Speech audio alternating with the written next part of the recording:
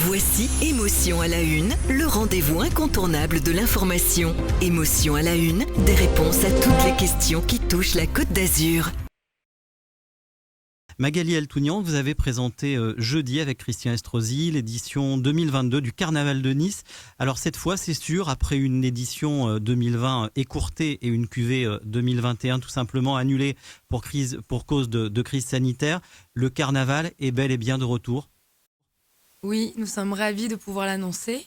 Il aura lieu du 11 au 27 février avec des nouvelles animations. Nous sommes ravis de pouvoir enfin refaire vivre le carnaval dans le cœur des Niçois. Il n'empêche que de nouvelles programmations vont avoir lieu, de nouvelles animations vont avoir lieu. Une grande cérémonie d'ouverture, accessible à tous les Niçois, gratuite, qui va réunir tous les acteurs du carnaval, faisant de l'ouverture une véritable fête. On est les premiers à regretter cette obligation en fait de sécurisation du site qui nous vient de la préfecture, mais en même temps c'est essentiel pour assurer la sécurité qui est nécessaire des Niçois, donc ça on le sait. C'est pour ça qu'on va lancer un concours de contes et comtesses. On a prévu aussi un village d'exposants. On va pouvoir retrouver des commerçants, des stands gourmands, des workshops aussi sur l'histoire du carnaval pour faire vivre le carnaval en dehors même du cortège.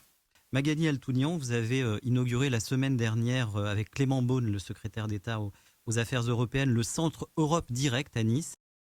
Quelle est la vocation de ce lieu ?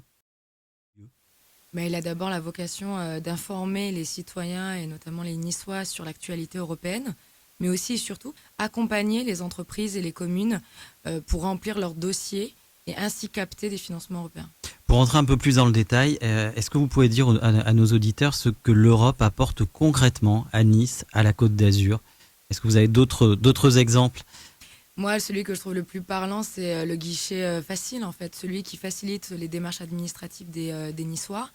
Et l'Union européenne a financé, en fait, à hauteur de 500 000 euros, ce fameux guichet facile qui nous permet en fait de faciliter les démarches administratives des citoyens. En quelques semaines, on va organiser un petit déjeuner autour du tourisme et des aides européennes que l'on peut apporter aux acteurs du tourisme.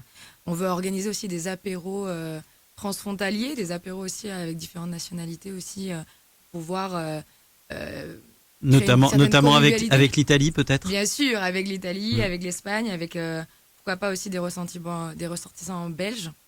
C'était Émotion à la une sur Radio Émotion, l'émotion pure Côte d'Azur. Radio